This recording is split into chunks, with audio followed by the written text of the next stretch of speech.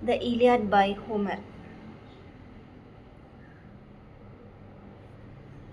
Sing, O goddess, the anger of Achilles, son of Peleus, that brought countless ills upon the Achaeans. Many a brave soul did it send hurrying down to Hades, and many a hero did it yield a prey to dogs and vultures.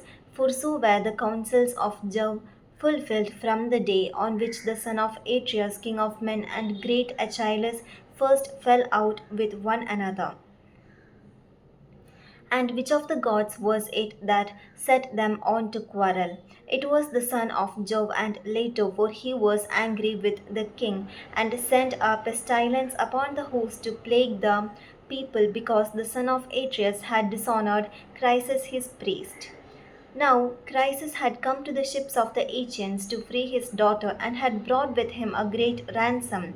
Moreover, he bore in his hand the sceptre of Apollo wreathed with a suppliant's wreath, and he besought the Achaeans, but most of all the two sons of Atreus who were their chiefs. Sons of Atreus, he cried, and all other Achaeans, may the gods who dwell in Olympus grant you to sack the city of Priam, and to reach your homes in safety, but free my daughter and accept a ransom for her, in reverence to Apollo, son of Jove. On this, the rest of the Achaeans with one voice were for respecting the priest and taking the ransom that he offered. But not so Agamemnon, who spoke fiercely to him and sent him roughly away. Old man, said he, let me not find you tarrying about our ships, nor yet coming hereafter. Your sceptre of the god and your wreath shall profit you nothing. I will not free her. She shall grow old in my house at Argos, far from her own home, busying herself with her loom and visiting my couch. So go and do not provoke me, or it shall be the worse for you.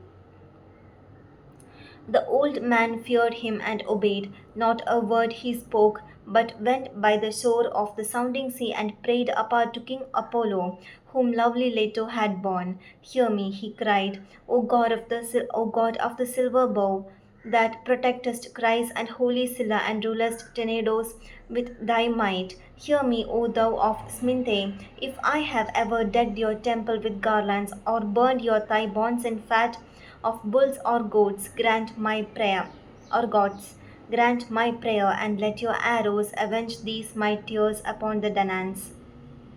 Thus did he pray, and Apollo heard his prayer. He came down furious from the summits of Olympus with his bow and his quiver upon his shoulder, and the arrows rattled on his back with the rage that trembled within him.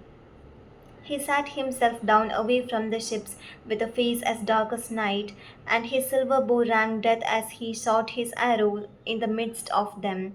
First he smote their mules and their hounds, but presently he aimed his shafts at the people themselves, and all day long the pyres of the dead were burning. For 9 whole days he shot his arrows among the people, but upon the 10th day Achilles called them in assembly, moved thereto by Juno, who saw the Achaeans in their death throes and had compassion upon them.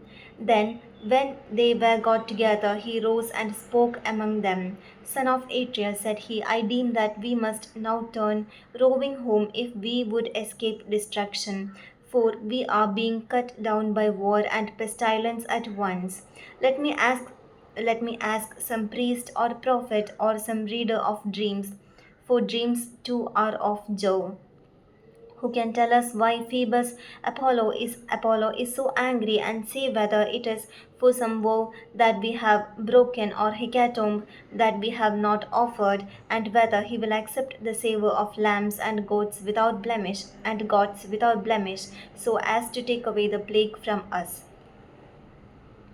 With these words he sat down, and Calchas, son of Thestor, wisest of augurs, who knew things past, present, and to come, rose to speak. He it was who had guided the Achaeans with their fleet to Ilias through the prophesyings with which Phoebus Apollo had inspired him. With all sincerity and goodwill he addressed them thus. Achilles, loved of heaven, you bid me tell you about the anger of King Apollo. I will therefore do so. But consider first and swear that you will stand by me heartily in word and deed. For I know that I shall offend one who rules the Argives with might, to whom all the Achaeans are in subjection. A plain man cannot stand against the anger of a king, who, if he swallow his displeasure now, will yet nurse revenge till he has wreaked it. Consider therefore whether or no you will protect me. And Achilles answered, Fear not, but speak as it is born in upon you from heaven. For by Apollo, Calchas, to whom you pray, and whose oracles you reveal to us, not a Danaan at our ships shall lay his hand upon you, while I yet to look upon the face of the earth, no, not though you name Agamemnon himself, who is by far the foremost of the Achaeans.